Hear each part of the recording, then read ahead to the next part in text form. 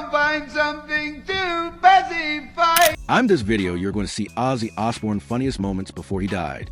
All right, people, strap in. In 2009, Ozzy got his driver's license after 19 attempts. 19 driver's tests. Yeah. I mean, I used to be that stoned. There was two or three occasions. You would go high to your driving test? And you wonder why he failed. I was doing one in England once, and I woke up, and the door was open, the car was parked, and there was a note, Mr. Osbourne, you failed, and I suggest you don't try and drive this vehicle any further. Bruh, 19 tests. At that point, the DMV probably has a giant poster. Do not let this guy drive. You can't show up high to your driving test. Well, you know I was that. nervous. Seriously. And then he drops the bomb. He showed up high a few times. Like, Ozzy, it's a driving test, not a Pink Floyd concert. Can you imagine the instructor? Step on the gas, but not the LSD. You're too funny. You were nervous. Yeah. It makes sense. I had to take a couple to calm down. Huh? Yeah, a couple of drinks and a few lines. You passed out at a traffic light during one of your tests. You know, if you had only just videotaped all of your driving tests, it would be probably the most successful thing. There was two occasions the guy didn't get in the fucking car with me. Ozzy's on detective duty suspect, his wife. That's like calling the cops about a stolen sandwich. Then discovering crumbs all over your own shirt. Laugh track. I mean, at this point, he's basically Sherlock Holmes, but drunk and slightly confused. Hi, darling. Someone has been in my room and taken my beers away from my room. I don't think so, darling. Who would do that? Who could possibly do that? Who's the beer thief? You. You're the beer thief. If you think this is funny, wait until you see the last. One, I bet you will bite your tongue. Ozzy's brain is like 10 YouTube tabs open at once. Sharon's telling a heartwarming dog sled story. And suddenly Ozzy's rambling about Malibu motorcycles. Man could get asked what time it is and somehow end up talking about a naked guy in LA. What a motorbike. Oh, that was when we were first together. I told him that I had a Harley Davidson and ride it on a Sunday down to Malibu. Mind you, we're good at that with them dogs in Patagonia with Jack. Oh, shh. What? We went to Patagonia with Jack just a couple of months ago. I thought she was going to be wrapped around the tree with these dog sleds. She went straight to carry on and she's doing it all her life. I'll translate. I do know what you're talking about. You were in Adrenaline Junket and you Yes. went to Patagonia. So you understand me, you understand. What's the matter with you? This is pure chaos energy. Pure Ozzy energy. He walks into rehab like it's a fancy drinking school. Orders a martini. Ready to socialize. Not realizing they're there to take the drinks away. And then he says his problem is he only has one mouth. Bro, you can't even get a learner's permit, let alone drink with style.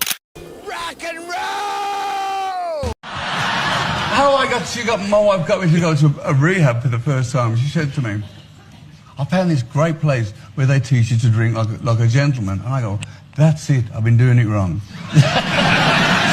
Ozzy wakes up naked at some random dude's house. Dude starts choking. Ozzy, also naked, rushes over and does a Heimlich. Heroic? Yes. Awkward? Oh, 100%. Then the dude's wife walks in mid-rescue. I'll tell you one really embarrassing story. I was out on a bender. I end up at this bloke's house and I'm stark naked on his couch. So anyway, this bloke comes in and he's pissed. Can I say pissed? Yeah. He's pissed. And he comes out and he's naked. And his wife's in bed. Was it very hot? The thing. And he gets his pizza and he's chunking on his pizza and he starts to choke on it. And I go, oh, God, he's going to choke. So I'm naked, he's naked. I get up and I'm behind him giving a Heimlich in with No, suddenly his wife comes in and goes, oh, my God! And I go, it's not what you think! Guy, this is killing me so badly, but I must continue, because the last one is something I don't want to miss. Look, this deserves respect. Ozzy's been around 50-plus years of music. Seen it all, and still no clue who Bieber is. That's next level peace of mind. Music are you listening to now? Do you listen to new music? I don't really listen to new music. If something catches my ear, I don't listen to new metal bands. I don't listen and go, give me the top 10 of the new metal. One of the dangers of that is if I start to like it, if something gets in my head, it'll come out my mouth, you know. So you listen to a lot of Justin Bieber? Is that what we're gonna... Justin Bieber? Who the fuck's Justin Bieber? Good. I like that. Imagine living your life that blissfully unaware.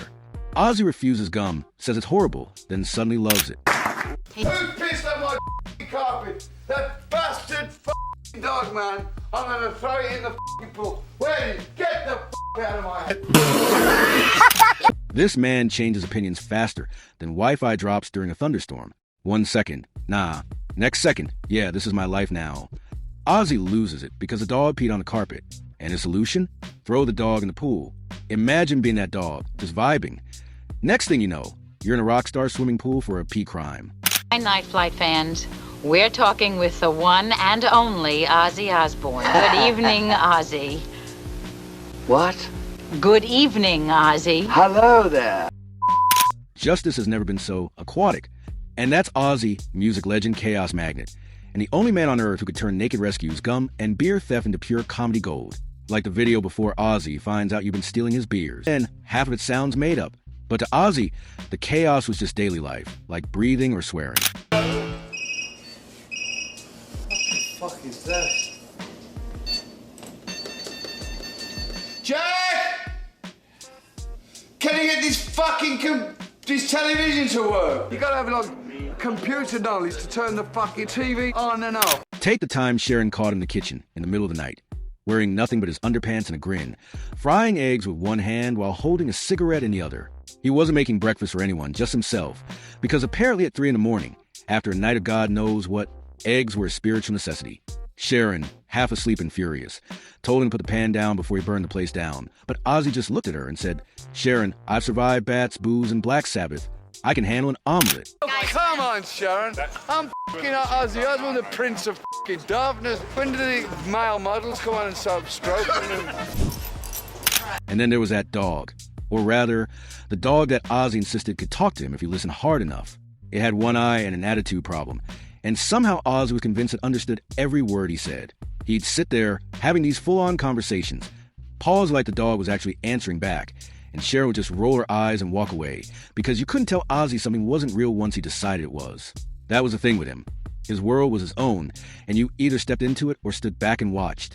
He's just, you can't dislike him. He has the best smile in the world. The best smile. He would smile at you and, you know, you'd just like, you'd want to hug him.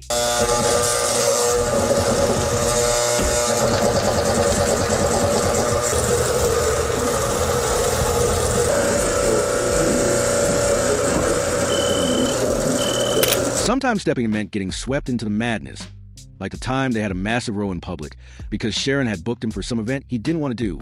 They're in the middle of a crowded restaurant, and he just gets up, storms outside, and hails a cab. No coat, no wallet, nothing. He's halfway down the street before Sharon catches up, and he turns to her like a kid running away from home and says, "I'm not going." But of course he went. Sharon always won the end. Not that she didn't have her own battles to fight with him.